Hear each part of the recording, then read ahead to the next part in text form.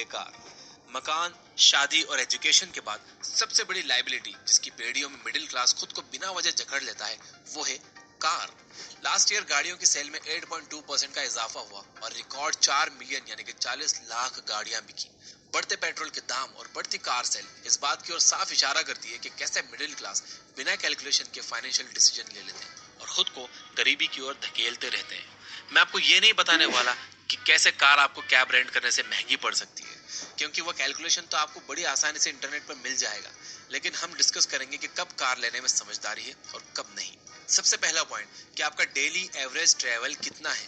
अगर वो 30 किलोमीटर से कम है तो डेफिनेटली आपके लिए कैब ही बेस्ट रहेगी और काफी सस्ती भी पड़ेगी। वहीं अगर आपकी एवरेज ट्रैवल इससे ज्यादा है तो आपका कार लेना तो बनता है, लेकिन कौन सी? वही जिसे आप अफोर्ड कर सको। आप कार को केवल उसके एक्चुअल ऑन रोड प्राइस को देखकर मत लो, उसका एनुअल मेंटेनेंस कॉस्ट, इंश्योरेंस, ये सब कंसीडर करो। साथ ही ये भी इंश्योर करो कि आपके पास पार्किंग स्पेस कितनी है। अगर आपको और बजट फ्रेंडली होना है तो यूज्ड कार के ऑप्शंस भी चेक कर सकते हो।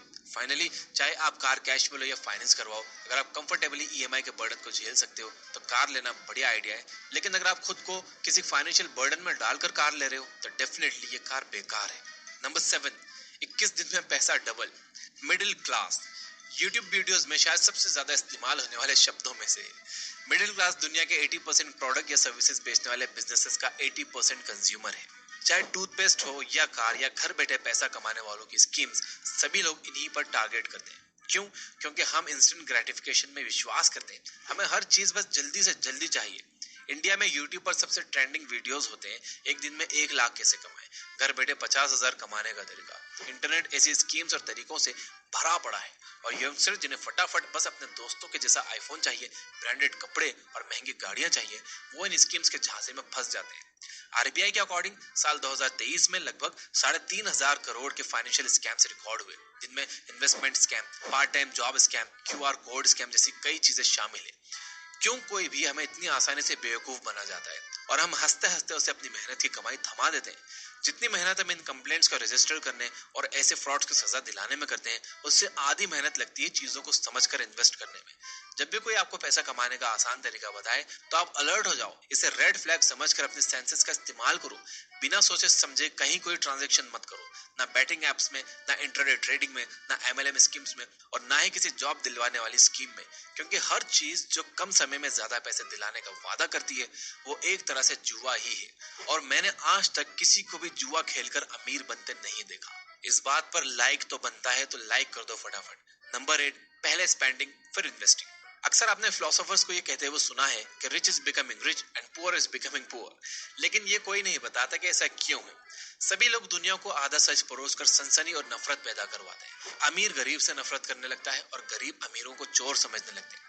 हमारी मेंटालिटी इतनी बायस्ड हो गई है कि हम किसी अमीर को देखकर यही सोचते हैं कि इसने कुछ गलत काम करके ही पैसा बनाया होगा, जबकि सिक्के का दूसरा पहलू यह है कि rich is becoming rich by spending like a poor and investing like a greedy, while poor is becoming more poor by spending to look like rich and investing nothing at all।